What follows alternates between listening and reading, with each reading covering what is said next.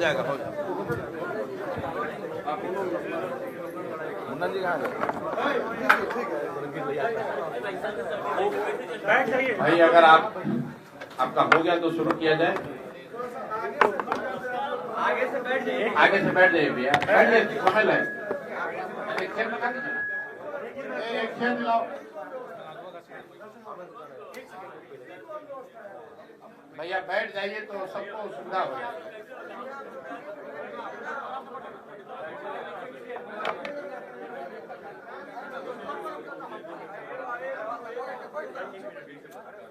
भैया अगर आप बैठ शुरू करें।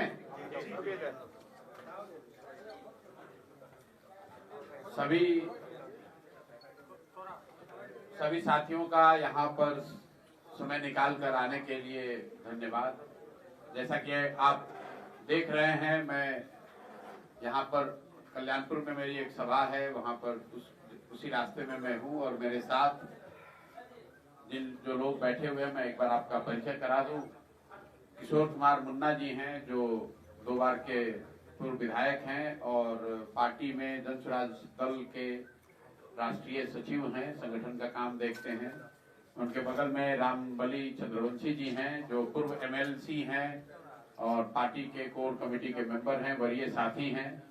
हमारे बगल में बैठे हुए हैं डॉक्टर मंजर नसीम साहब, जो आपके जिले के प्रसिद्ध डॉक्टर हैं और जन स्वराज के बनाने वालों में शुरुआती दिनों से इस जिले से सबसे सक्रिय सदस्यों में रहे हैं। मेरी दाहिने साइड अफाक अहमद साहब हैं, जिनको कि आप लोग जानते ही हैं, पार्टी समर्थित पहले MLC उम्मीदवार हैं। बगल में ललन यादव जी हैं, पूर्व IAS ऑफिसर हैं, मुंगेर जिले के हैं और पार्टी में वरीय पदाधिकारी हैं। इनके पिताजी विधायक भी रहे हैं, ये खुद रिटायर्ड IAS ऑफिसर हैं। बगल में राघवेंद्र पाठक जी बैठे हुए हैं, जो पार्टी की ओर से पूर्वी चंपारण के इंचार्ज हैं, प्रभारी हैं।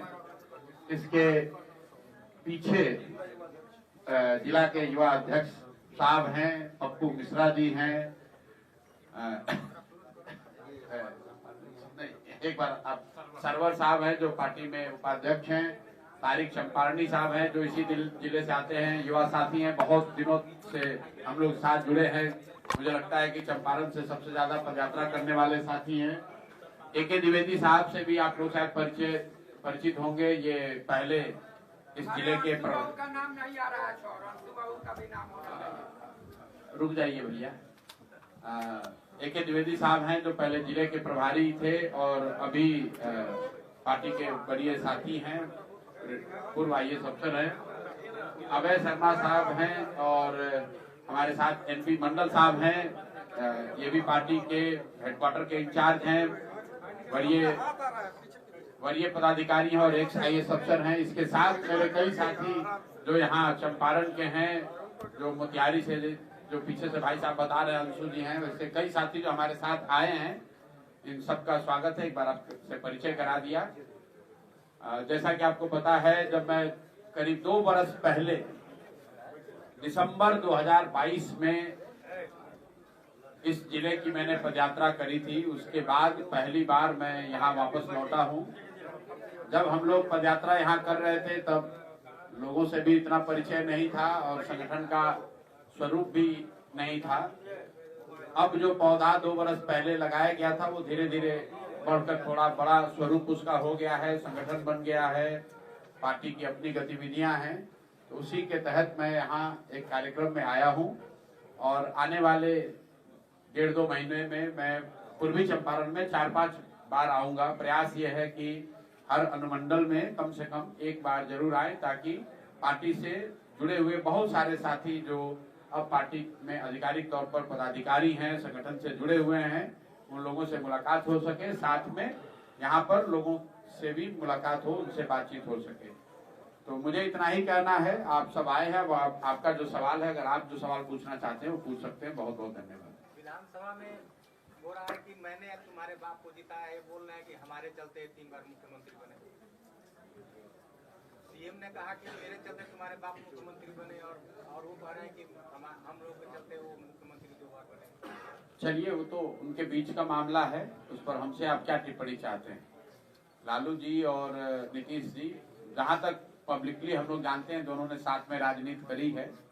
लंबे समय तक ये लोग साथ में भी रहे हैं, लंबे समय से एक दूसरे के विरोधी भी रहे हैं। तो जब आप इतनी लंबी राजनीति साथ में करते हैं तो एक दूसरे का बहुत जगह सहयोग भी किया होगा और कई जगह एक दूसरे का विरोध भी किया होगा। तो ये कोई बहुत महत्व का विषय नहीं है। जब आदमी साथ में नहीं रहता है तो कहता है कि हमने ही तुम्हें बनाया था, जब साथ में रहता है तो दोनों में कोई मतभेद होगा नहीं।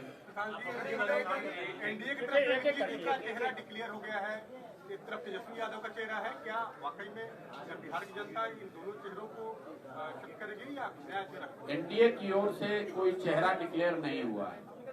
ये आप लोग भ्रम मत पालिए और भ्रम फैलाइए मत।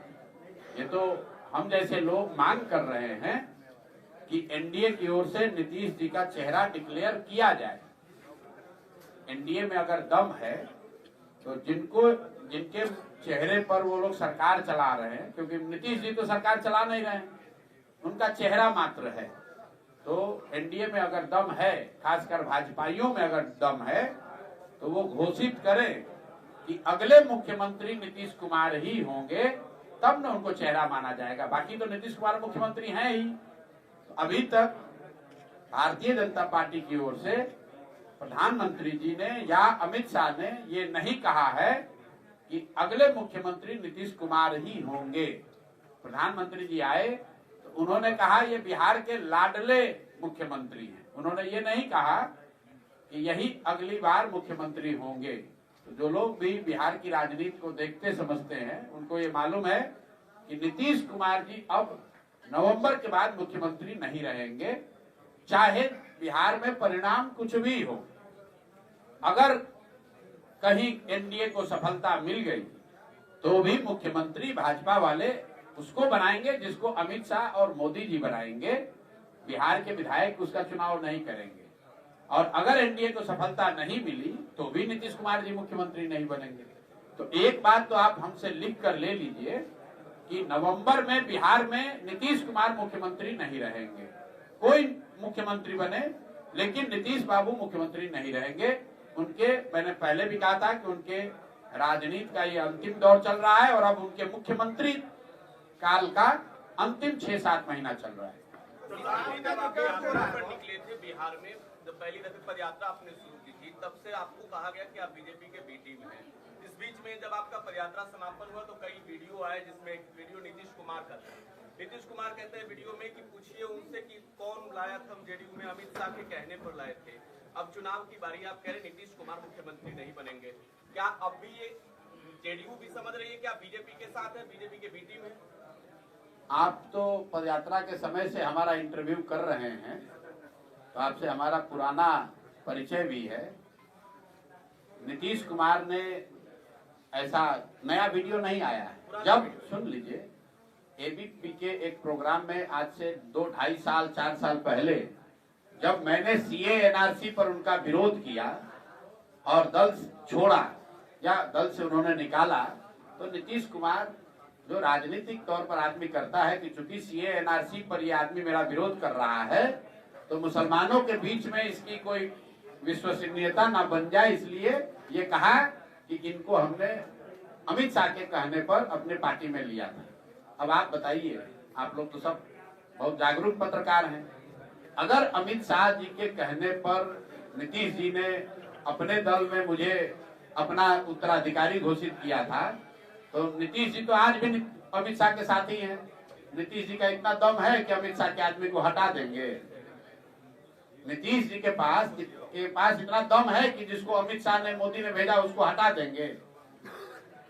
तो आप तय कर लीजिए कि नीतीश जी सही कह रहे हैं कि गलत कह रहे हैं।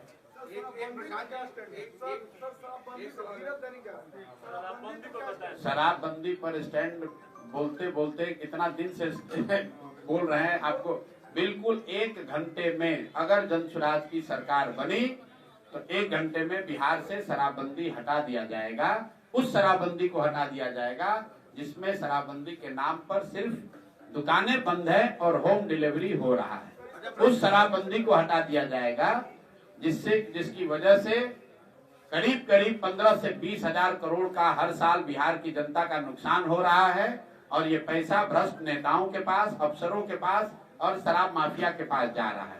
उस शराबबंदी को हटाया जाएगा जिसमें 1.25 लाख से ज्यादा गरीब और वंचित समाज के लोग आज भी जेलों में हैं, ट्रायल फेस कर रहे हैं और जो बड़े लोग हैं नीतीश कुमार के सत्ता में बैठे हुए हैं, सत्ता में उनके साथ बैठे हैं, वो खुलेआम शराब का अवैध कारोबार कर रहे हैं। तो इसलिए ऐसी शराबबंदी का कोई फायदा नहीं है जो कि सिर्फ और सिर्फ कागजों में है और जिसका फायदा सिर्फ यहाँ के भ्रष्ट नेताओं को, अफसरों को और शराब माफिया को है और सारा नुकसान बिहार की जनता का है। जस्टिफाई अभी कर रहे हैं। बोल देना सॉल्यूशन है सर, या इसको और जो मकसद है बंदी का उसको। अच्छा, तो मेरे भाई आप बहुत बड़े विद्वान हैं, नहीं एक बात बताइए कि अगर शराबबंदी से ही किसी का विकास होता तो पूरे दुनिया में बिहार से ज्यादा होशियार लोग कहीं नहीं हैं। जो भाजपाई यहाँ पर, एक मिनट, जो भाजपाई कह रहा है शराबबंदी के पक्ष में है, मान लीजिए, तो उससे जरा पूछिए कि भाई तुम्हारा तो देश में शासन है, तो इतना बढ़िया मिठाई तुम लोग बिहार के आदमी को काहे दे रहे हो? यूपी में भी लागू कर दो, मोदी जी पूरा देश में लागू कर दे शराबबंदी, तब ना। एक मिनट रुकिए, देश का सबसे गरीब और पिछड़ा राज्य है बिहार और बिहार के लोगों को शराबबंदी से फायदा हो रहा है, ऐसा आप या अगर कोई कह रहा है, दुनिया में तो कहीं कोई प्रमाण है नहीं, जबरदस्ती का, गलती का तो कोई उत्तर है नहीं दुनिया में कहीं, कोई आज से नहीं, करीब करीब पिछले 200 साल में अलग अलग देशों में, अलग अलग राज्यों में शराबबंदी का प्रयोग किया गया है। लेकिन लोगों का ये अनुभव है, एविडेंस है कि इससे पहली बात कि शराबबंदी को लागू करना करीब करीब असंभव है। दूसरी बात कि अगर आप इस तरह का कानून लगाएंगे तो इससे नुकसान है ज्यादा है, फायदा कम है। इसलिए शराब को रेगुलेट करने की जरूरत है कि घर घर खुलवाइए मत। खुलवाया भी किसने था? नीतीश कुमार नहीं खुलवाया था। बिहार में हर गांव में, पंचायत में शराब का ठेका किसने खुलवाया था? नीतीश कुमार। और अभी मान लीजिए कि हम तो इतना ही कह रहे हैं, नीतीश कुमार को छोड़िए, जो भाजपाई हैं उनसे पूछिए, भाई शराबबंदी इतना बढ़िया चीज है, अभी तुम कुंभ का इतना ढुंढोरा पीटे हो, यूपी में लागू करा दो शराबबंदी, हम लोग भी स्वीकार कर लेंगे। इतना बढ़िया मिठाई बिहार के आदमी को काहे दे रहे हो भाई? यूपी के लोगों को भी खिलाओ, मध्य प्रदेश और राजस्थान के लोगों को भी खिलाओ। ऐसा तो कहीं नहीं कहा गया है कि बिहार के लोगों को ही शराबबंदी से फायदा होगा, यूपी को नहीं होगा। अगर फायदा दुनिया में तो यही लगता है कि भाई मिड डे मील तमिलनाडु से शुरू हुआ, उसका फायदा हुआ तो हर राज्य में लागू हुआ, पूरे देश में लागू हुआ। आंगनवाड़ी सेंटर तमिलनाडु से कामराज जी के नेतृत्व में शुरू हुआ, पूरे देश में आंगनवाड़ी सेंटर बनाया गया। अगर बिहार के शराबबंदी से गरीबों का, महिलाओं का फायदा है, तब तो भाजपाई और दोषी हैं कि भाई इतना बड़ा मुरब्बा, इसको तुम देश भर में काहे नहीं बांट रहे हो, बिहार के लिए काहे रखे? शराबबंदी का वो नीतीश कुमार का ये एजेंडा था, तो बाकी पार्टियों ने समर्थन कर किया होगा उस वक्त, तो उसका एक वर्ग जो शराबियों का वर्ग है उनके अगेंस्ट हो गया। और एक चीज, जब किसी चीज पर तस्करी जो बंदी होती है, तो तस्करी जैसे स्मैक क्या है, आर्म्स वगैरह जो है, तो उसको तो आप खत्म नहीं कर सकते। स्मैक भी चल रहा है यहाँ पे, तो स्मैक को फ्री कर दिया जाए। मेरे भाई, आपका सवाल है कि ओपिनियन है? ओपिनियन नहीं है, सवाल है। क्या सवाल है? सवाल पूछिए। बिल्कुल, हम कह रहे हैं शराबबंदी हटा देंगे, आपको अच्छा लगे तो मानिए, ना अच्छा लगे, हम आपका जवाब दे रहे हैं। हम स्पष्ट जवाब दे रहे हैं कि जन स्वराज की सरकार बनी तो 1 घंटे में शराबबंदी हटा दिया जाएगा, पीरियड। और क्या काम करेंगे? सरकार बनती है तो राज्य के उप मुख्यमंत्री हैं, राज्य के उप मुख्यमंत्री हैं वर्तमान में। भाई एक मिनट, आपका काम है सवाल पूछना, मेरा काम है जवाब देना। जरूरी नहीं है कि हम जो कहें उससे आप संतुष्ट हो जाएं। संतुष्ट जनता को होना है। मेरे मत में, जन स्वराज के ओपिनियन में कोई इफ बट किंतु परंतु नहीं है। हम क्लियर है, जन स्वराज की सरकार बनेगी, शराबबंदी को हटा दिया जाएगा, बात खत्म हो गई। आगे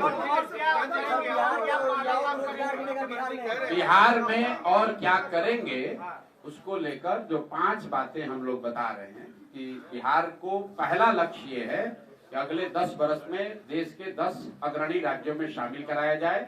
और उस दिशा में जो 5 बातें हम लोग बता रहे हैं, पहली बात कि 15 साल से कम उम्र के बच्चों के लिए बेहतर विश्व स्तरीय शिक्षण की व्यवस्था की जाए, ताकि 10-15 साल से कम उम्र का कोई बच्चा आगे चलकर बिहार की व्यवस्था पर बोझ न बने। इसके लिए पूरा ब्लूप्रिंट दिया गया। ये भी मैंने बताया कि जब तक सरकारी व्यवस्था नहीं सुधरेगी, इसको भी ध्यान से सुन लीजिए, जब तक सरकारी स्कूलों की व्यवस्था हम लोग न सुधार पाए, क्योंकि एक दिन में तो सुधरेगा नहीं, 2 साल 4 साल 5 साल 10 साल लग सकता है, तब तक यहाँ के लोगों को, खासकर गरीब जनता को, ये सुविधा जन स्वराज की सरकार में होगी कि आप अपने बच्चे को प्राइवेट स्कूल में भेजिए और उसका रिएम्बर्समेंट, फीस का रिएम्बर्समेंट सरकार से लीजिए। दूसरी बात जो हम लोगों ने बताई, जो जन स्वराज का सबसे बड़ा मुद्दा है, वो है पलायन रोकने का, कि 1 साल के अंदर मजबूरी में किया जाने वाला पलायन हर हाल में रोक दिया जाएगा, ताकि 5, 7, 10 हजार रुपए के लिए किसी को अपना घर परिवार छोड़कर बाहर न जाना पड़े। और इसका भी पूरा ब्लूप्रिंट मैंने बताया है कि पलायन रोकने के लिए सबसे पहले पूंजी का पलायन रोका जाएगा। जब पूंजी का पलायन रुकेगा तो बुद्धि का पलायन रुकेगा, और जब पूंजी और बुद्धि का पलायन रुकेगा तो श्रम का पलायन अपने आप रुक जाएगा। तीसरी बात जो बताई गई कि जन स्वराज ये चाहता है, हम लोग का ये मानना है कि मनरेगा को कृषि से सीधे तौर पर जोड़ा जाए, ताकि लोग जो खेती करते हैं वो फूड ग्रेन की खेती छोड़कर, खाने वाली खेती छोड़कर कमाने वाली खेती की दिशा में जाएं। और जो लोग भी ये करेंगे उनको मनरेगा के तहत मजदूर फ्री दिए जाए। ये तीसरा एजेंडा है। चौथा एजेंडा जो है कि यहाँ पर घर घर में महिलाओं को, युवाओं को स्वरोजगार हो, इसके लिए सरकारी गारंटी पर उनको ऋण मिले और उस पर सिर्फ 4% ही सालाना ब्याज लगे। उसको 12%, 15%, 20%, 40% ब्याज न देना पड़े। ये जन स्वराज की स्कीम है, यहाँ पर घर घर आमदनी बढ़ाने के लिए, रोजगार लाने के लिए।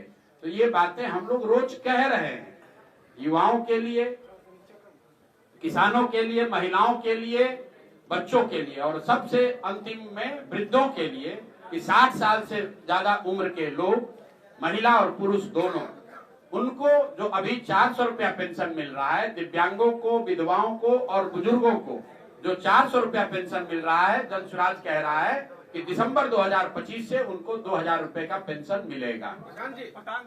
बिहार ब्यूरोक्रेसी को आप कैसे देखते हैं? बिहार के डिप्टी सीएम कह रहे फाइल मांगता था, पुल गिरने का फाइल ही मुझे नहीं देते। भाई तो ये तो डिप्टी सीएम ही बताएंगे, हम क्या बताएंगे? बिहार की ब्यूरोक्रेसी दूसरे राज्यों के ब्यूरोक्रेसी से कोई बहुत अलग नहीं है। ब्यूरोक्रेसी के ऊपर जनता के चुने हुए प्रतिनिधि विधायक, मंत्री के तौर पर हैं, तो ये उन पर है कि वो ब्यूरोक्रेसी का इस्तेमाल कैसे करते हैं। जैसे हम लोगों ने देखा था लालू जी के राज में सरकारी व्यवस्था तो यही थी, लेकिन अपराधी इतने हावी थे कि वो सब पर भारी थे। उसी तरह नीतीश कुमार जी के राज में अधिकारी इतने हावी हैं कि वो सब पर भारी हैं, वो विधायक पर भी भारी हैं, मंत्री और उप मुख्यमंत्री पर भी भारी हैं। हमेशा आप चुनाव लड़ाते रहे हैं, तो कल उपचुनाव में भी आपने कैंडिडेट दिया, क्या इस बार 2025 के विधानसभा चुनाव में आप भी चुनाव लड़ेंगे या? अगर पार्टी ने तय किया तो निश्चित तौर पर चुनाव लड़ेंगे, उसमें कोई दिक्कत नहीं है। लेकिन अगर पार्टी ने तय किया कि चुनाव हमें व्यक्तिगत तौर पर नहीं लड़ना है, तो भी जन स्वराज 243 सीट पर चुनाव लड़ना तय है, और उसकी घोषणा हम लोग पहले ही कर चुके हैं।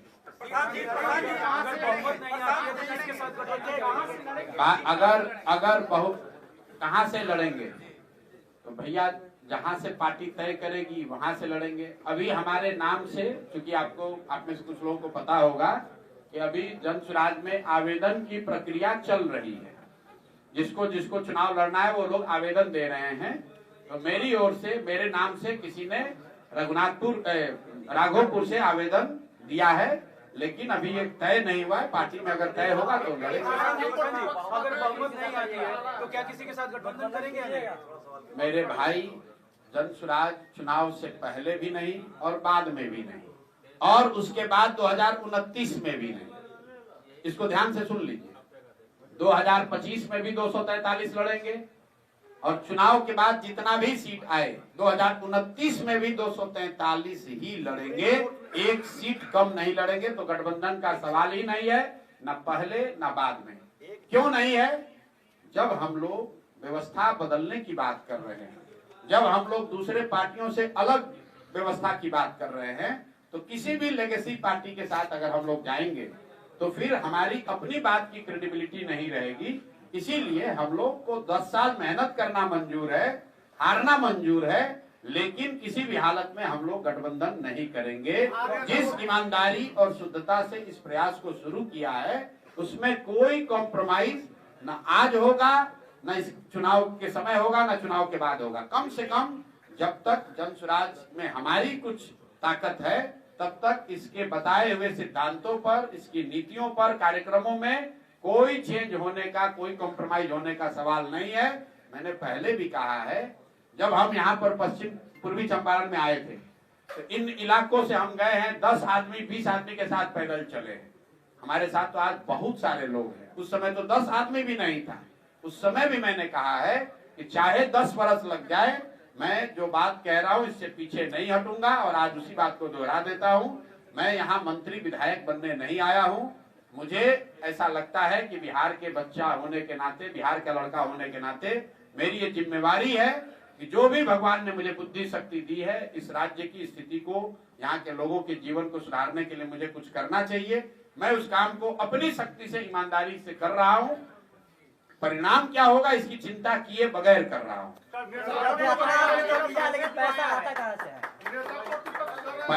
अभी तक 2.5 बरस हो गया, इनको यही नहीं पता चल रहा है कि पैसा आता कहाँ से। पूछते पूछते लोग थक गए, सुनते सुनते लोग थक गए।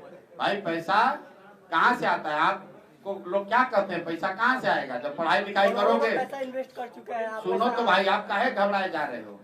पैसा लक्ष्मी कहाँ से आती है? लक्ष्मी आती है सरस्वती से। अगर आपके पास बुद्धि होगा, सरस्वती की कृपा होगी तो लक्ष्मी आएंगी। तो जो हम काम करते हैं, आप डॉक्टर के पास जाते हैं, डॉक्टर के पास पैसा कहाँ से आता है? वो रोगी देखता है, उसके बदले में उसको पैसा मिलता है। तो हमने जो 10 साल काम किया है, बुद्धि का खाते हैं, बुद्धि से सलाह देते हैं, जो सलाह देते हैं उसके बदले में फीस लेते हैं। उसी फीस का इस्तेमाल बिहार के बेहतरी के लिए, इस प्रयास के लिए कर रहे हैं। राजनीतिक पार्टियों के द्वारा मुफ्त राशन और अरे इतने लोग बैठे हैं, इन लोग से भी सवाल पूछिए। मुफ्त बिजली राशन को देने को लेकर जो है सुप्रीम कोर्ट की टिप्पणी आई है, उस पर आप क्या कहें? बिल्कुल हम उस टिप्पणी के समर्थन में नहीं हैं। वो सुप्रीम कोर्ट का अपना विचार है, हो सकता है। मेरी नजर में ये देश वेलफेयरिस्ट स्टेट है एज पर द कॉन्स्टिट्यूशन, और सरकारी संसाधनों पर देश की जनता का और जनता में जो पीछे छूट गए हैं लोग, उनका सबसे पहला अधिकार होना चाहिए।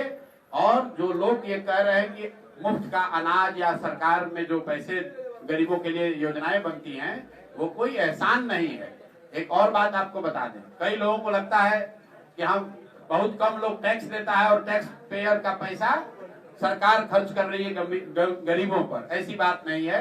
देश में रहने वाला कोई भी ऐसा आदमी नहीं है जो टैक्स नहीं दे रहा है। अगर आप नमक भी खरीदते हैं उस पर भी 18%, 5-10% टैक्स दे रहे हैं। तो जो गरीब आदमी है वो अपने इनकम का बड़ा प्रोपोर्शन टैक्स दे रहा है अमीर व्यक्ति के बजाय। तो ये भ्रम मत पालिए कि जो इनकम टैक्स देता है वही टैक्स दे रहा है। सरकार के रेवेन्यू का सबसे बड़ा जरिया है जीएसटी, और जीएसटी यहाँ पर जो भिखारी बैठा है रोड के किनारे वो भी पे कर रहा है, आप भी पे कर रहे हैं, हम भी पे कर रहे हैं। तो ये बहुत एलिटिस्ट व्यू है कि बस 1-2 करोड़ लोग टैक्स दे रहे हैं और पूरा देश का जनता बैठ के खा रहा है। ऐसी बात नहीं है। 2 लाख करोड़ रुपया हर महीने जीएसटी कलेक्ट होता है। वो कलेक्ट होता है जो आप और हम पैसा रोज गमछा खरीद रहे हैं, कपड़ा खरीद रहे हैं, खाना खा रहे हैं, सब्जी ले रहे हैं, जिस पर टैक्स लगता है। तो हर देश का हर नागरिक टैक्स दे रहा है, और टैक्स से जमा हुए पैसे पर हर नागरिक का अधिकार है, और खासकर जो गरीब और पीछे रह गए लोग हैं उनका अधिकार ज्यादा है। डोमिसाइल का जो मुद्दा है वो मुद्दा यहाँ होना ही नहीं चाहिए। ये नीतीश कुमार की प्रधानमंत्री बनने के फितूर की वजह से मुद्दा है, क्योंकि देश के ज्यादातर राज्यों में ये प्रावधान है कि वहां के लोकल विद्यार्थियों को, युवाओं को नौकरियों में वरीयता मिलती है। लेकिन चूंकि नीतीश कुमार जी के दिमाग में पिछले 5, 7, 10 सालों में अलग अलग समय में प्रधानमंत्री बनने का भूत सवार रहा है, तो इनके दिमाग में ऐसा रहा है कि दूसरे राज्यों के बच्चे अगर आकर बिहार में नौकरी पाएंगे तो उन राज्यों में इनकी ब्रांड वैल्यू बढ़ेगी। यही कारण है कि बिहार का बच्चा बाहर जाकर मजदूरी कर रहा है और गलत डोमिसाइल नीति की वजह से बाहर के लोग आकर बिहार में टीचर बन रहे हैं, नौकरी पा रहे हैं। तो बिल्कुल हम लोग अभी की डोमिसाइल नीति के विरोध में हैं। बिहार के बच्चों, जनसुराज की अगर सरकार बनेगी तो 2/3 सरकारी नौकरी बिहार के बच्चों के लिए रिजर्व की जाएगी, क्योंकि सबसे ज्यादा नौकरी की जरूरत बिहार के बच्चों की है। हम लोग अपने घर की जब चिंता नहीं करेंगे तो हम कर्नाटक के बच्चे को लाकर यहाँ कैसे दे पाएंगे? हम लोग के बच्चे पंजाब में, हरियाणा में, गुजरात में जाकर मजदूरी कर रहे हैं और गुजरात के बच्चे आकर मोतिहारी में टीचर बन रहे हैं या नौकरी पा रहे हैं। ये तो सरासर गलत है।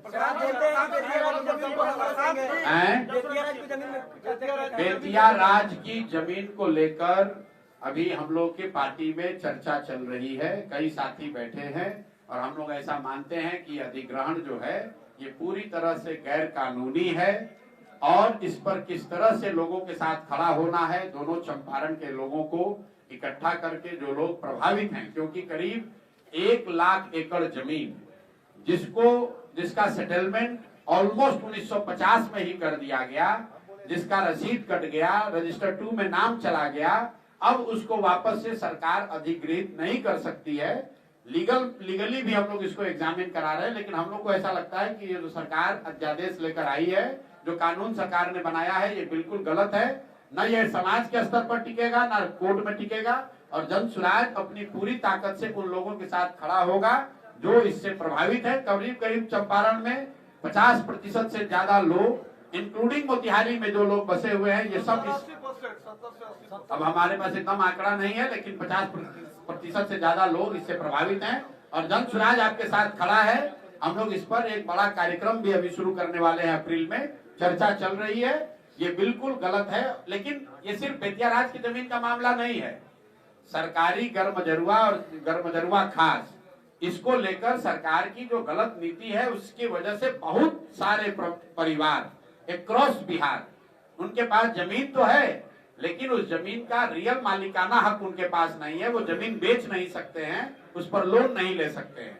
अगर लार्जर परिप्रेक्ष्य में देखें तो जनसुराज कह रहा है कि बिहार में बड़े स्तर पर भूमि सुधार की जरूरत है। अभी आप देख रहे हैं जमीन का सर्वे हो रहा है, घर घर में लड़ाई झगड़ा लगाया जा रहा है, घर में हर घर से 2000, 5000, 10,000, 20,000 की वसूली हो रही है।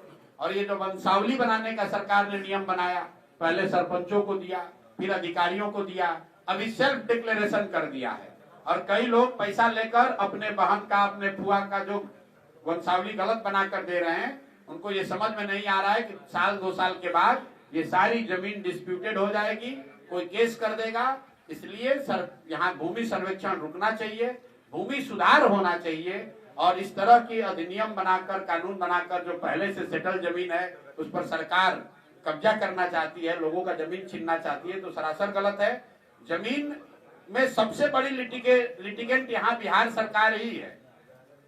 कई लोग, आप लोगों ने कभी पूछा नहीं है, यहाँ पत्रकार लोग बैठे इतना सवाल पूछ रहे हैं, किसी मिनिस्टर से आपने नहीं पूछा कि 10 बरस विनोबा भावे यहाँ पैदल चले, भूदान आंदोलन हुआ, लाखों एकड़ जमीन लोगों ने दान में दिया। वो जमीन आज किसके पास है? वो जमीन किसके पास है? किसी के पास नहीं पता है कि लाखों एकड़ जमीन जो लोगों ने भूदान में दिया उसका मालिकाना हक आज किसके पास है। किसी को पट्टा दे दिया, जिसको पट्टा दिया उसको कब्जा नहीं दिया, जिसको कब्जा है उसके पास पट्टा नहीं है, जिसके पास दोनों नहीं है उस जमीन का मालिकाना हक उसके पास नहीं है, तो उस जमीन की प्रोडक्टिविटी कुछ नहीं है। इसीलिए जनसुराज के एजेंडे में भूमि सुधार, कॉम्प्रिहेंसिव भूमि सुधार लागू करना बिल्कुल टॉप एजेंडे में है।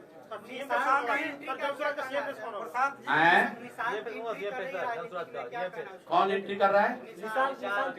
देखिए, जो मेरा अपना एक व्यक्तिगत रूल है कि जो व्यक्ति राजनीति में नहीं है मैं उस पर टीका टिप्पणी नहीं करता हूँ।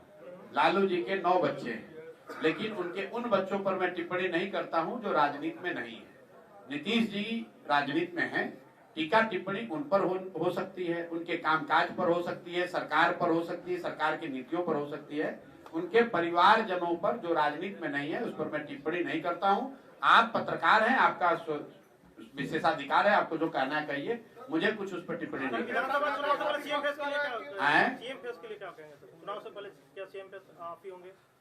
कौन होगा भैया? जब जनसुराज चुनाव लड़ेगी तो जैसे पार्टी बना है, पार्टी ने मिलकर अध्यक्ष और पदाधिकारियों को चुना है, वैसे सारे जनसुराज के लोग जो विधायक जीत कर आएंगे वो मिलकर अपना नेता भी चुन लेंगे। बिहार में रैलियों का दौर शुरू है। प्रशांत, अगले महीने आप भी एक बड़ी रैली पटना के गांधी मैदान में कर रहे हैं। क्या बिहार में जनसुराज की ताकत का एहसास आप कराएंगे? नहीं, ताकत का एहसास तो जमीन पर आपको पहले से हो रहा होगा। अगर ताकत का एहसास नहीं हो रहा होता, अगर हम लोग की कोई ताकत नहीं होती, कोई वजूद नहीं होता, तो इतने सारे पत्रकार बंधु आप लोग गर्मी में क्यों आ रहे होते? कुछ तो थोड़ा बहुत ताकत होगा तभी आप आए हैं। रैलियों से ताकत नहीं दिखाई जाती। जनसुराज की ताकत इसकी सोच है, इसकी ईमानदारी और शुद्धता है। पदयात्रा के दौरान जुड़े हुए लाखों साथी हैं।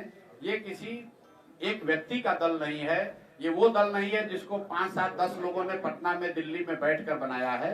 हजारों लाखों लोग इसको मिलकर बनाए हैं, दिल से जुड़े हैं। कुछ उसमें सक्रिय हैं, कुछ नहीं सक्रिय हैं, लेकिन संगठन जो है वो गीली मिट्टी से दीवार के बनाने जैसा है। आप एक परत बनाते हैं, फिर वो सूखता है, फिर उस पर और मिट्टी डाली जाती है। धीरे धीरे ये संगठन खड़ा होगा और यही इसकी ताकत है। जनसुराज से जुड़ा हुआ हर वो व्यक्ति जो बिहार में बदलाव चाहता है और जिसका भरोसा इस बात पर है कि जनसुराज ये बदलाव कर सकता है, ताकत जनसुराज की वो है। जनसुराज की ताकत गांधी मैदान की रैली नहीं है। तेजस्वी यादव कह रहे हैं कि मुख्यमंत्री खटारा हो गए, क्या आप भी मानते हैं कि मुख्यमंत्री जी खटारा है? देखिए, अभी 1 साल पहले तेजस्वी जी जब उनके शब्दों में यही खटारा मुख्यमंत्री ने उनको उप मुख्यमंत्री बना दिया तो विकास पुरुष दिख रहे थे। आज उनको उप मुख्यमंत्री पद से हटा दिया तो खटारा दिख रहे हैं। महत्वपूर्ण बात वो नहीं है। महत्वपूर्ण बात ये है कि नीतीश जी की सेहत चर्चा का आम विषय रही है पिछले 1-1.5 सालों में, और सबसे पहले इस पर टिप्पणी उनके मित्र और सहयोगी सुशील कुमार मोदी जी ने करी। नवंबर 2023 में विधानसभा के सामने स्वर्गीय सुशील मोदी जी ने कहा कि नीतीश जी के व्यवहार को देखकर लग रहा है कि उनको कोई मानसिक गंभीर बीमारी हो गई। हम लोगों ने नहीं कहा है। तब नीतीश जी तेजस्वी जी के साथ थे। जब नीतीश जी अब भाजपाइयों के साथ चले गए तो तेजस्वी जी को खटारा दिख रहे हैं और भाजपाई उनको विद्वान और एकदम सक्षम बता रहे हैं। हम लोग बस इतना ही कह रहे हैं कि मुझे भी ऐसा लगता है कि नीतीश जी की शारीरिक और मानसिक स्थिति अच्छी नहीं है। शारीरिक तौर से नीतीश जी थक गए हैं, मानसिक तौर पर स्वस्थ नहीं दिख रहे हैं, और हमने बार बार कहा है कि मेडिकल जांच करा के रिपोर्ट देनी चाहिए। अगर नहीं देना चाहते हैं तो उनकी हालात अभी ये है कि नीतीश जी अपने मंत्री परिषद के लोगों का नाम नहीं जान रहे हैं। आप लोग इतना सवाल कर रहे हैं, एक बार नीतीश जी से खाली पूछिए कि आपके मंत्री परिषद में कौन लोग आपके साथी हैं। जिस व्यक्ति को अपने मंत्रियों का नाम नहीं मालूम है, वो आदमी बिहार कैसे चला रहा है और बिहार कैसे चल रहा है, इसका अंदाजा आप खुद लगा लीजिए। आपने नीतीश कुमार की कोई सभा पिछले देखी हो, कोई पत्रकार वार्ता आपने सुनी हो पिछले कई महीनों से? अभी वाल्मीकि नगर आ रहे हैं, दो दिन के बाद आप जरा कोई जाकर पूछ लीजिए। ना नीतीश जी कोई भाषण देंगे, ना कोई पत्रकार वार्ता करेंगे।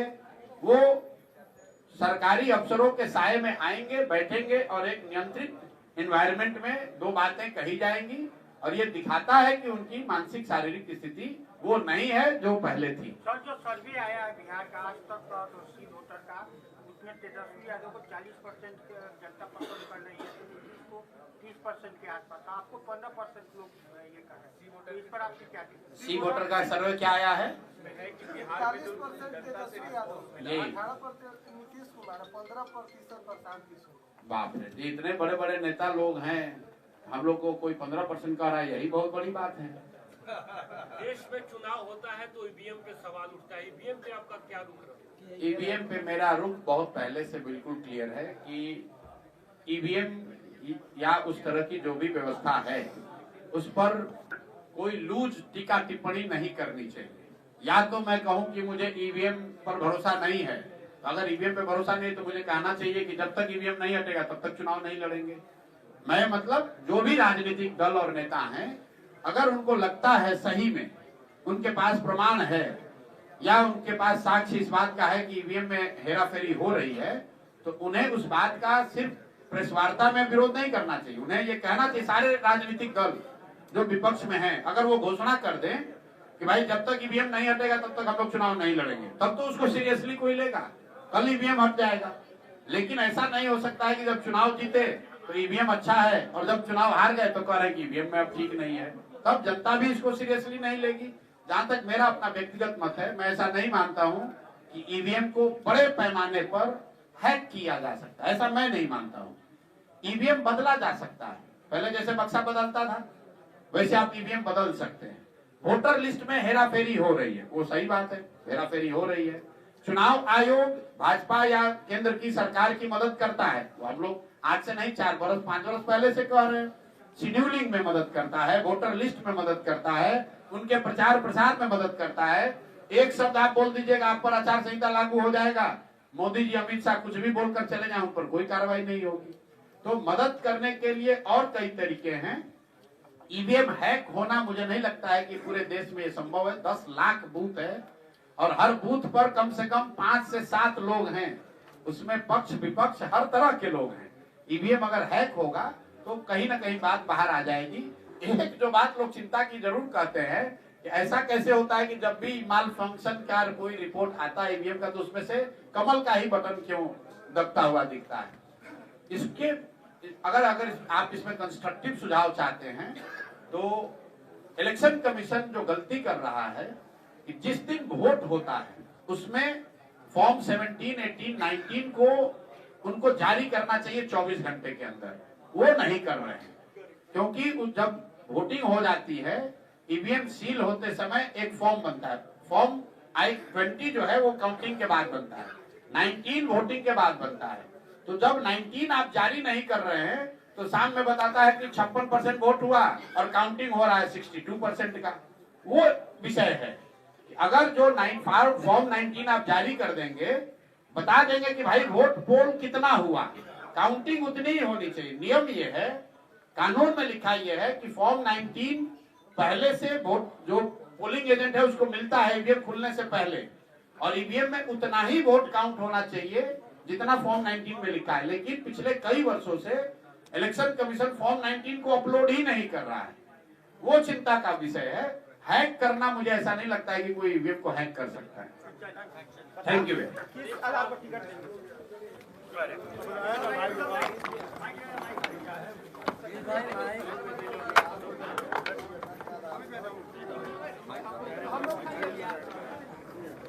शाम में जो सवाल मेरा रह गया था तो शाम में पूरा कर लीजिए।